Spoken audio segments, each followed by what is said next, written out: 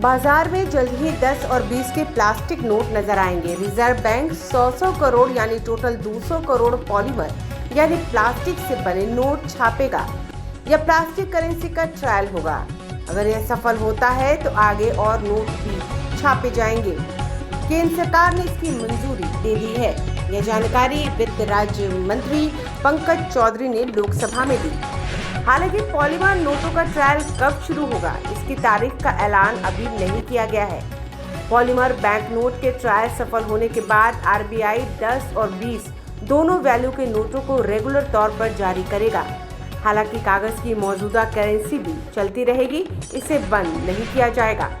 10 दिन पहले media reports में बताया गया था कि आरबीआई जल्द ही देश में पॉलीमर से बने नोटों का पहला पायलट प्रोजेक्ट शुरू करने जा रहा है। यह देश में नए जनरेशन की करेंसी लाने के आरबीआई के प्लान का अगला कदम है।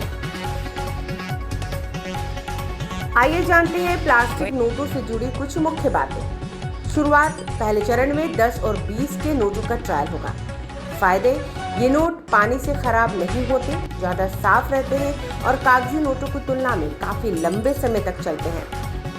पुराने नोट, कागजी नोट बंद नहीं होंगे, वे बाजार में प्लास्टिक नोटों के साथ ही पहले की तरह चलते रहेंगे। प्लास्टिक नोट के अन्य महत्वपूर्ण बातों में ये नोट पानी, धूल और गंदगी से खराब नहीं होते। इनकी छपाई में खर्च की भी बचत होती है। कागजी नोट जल्दी खराब नहीं होते, जिससे छपाई का खर्च बढ़ता है।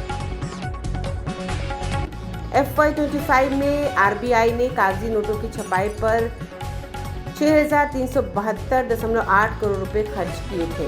पॉलीमर नोट लंबे चलेंगे, जिससे बार बार छापने का खर्च नहीं पड़ेगा।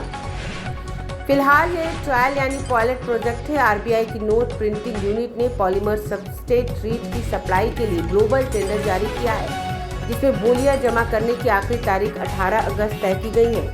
टेंडर प्रक्रिया पूरी होने, कच्चा माल मिलने और छपाई के बाद ही ये नोट अलग अलग चरण में बाजार में देखने को मिलेंगे।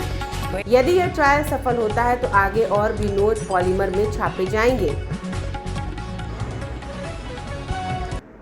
बाजार में पॉलीमर और पेपर दोनों तरह के नोट एक साथ चलेंगे। यह बदलाव धीरे धीरे और फेज मैनर यानी अलग अलग चरण में किया जाएगा।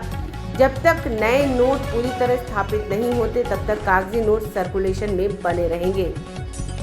भारत ने पहली बार नोटों की सेल्फ लाइफ बढ़ाने के लिए पॉलीमर नोट लाने का प्रयास किया था, लेकिन तकनीकी वजहों से 2012 में यह प्रोजेक्ट रुक गया था।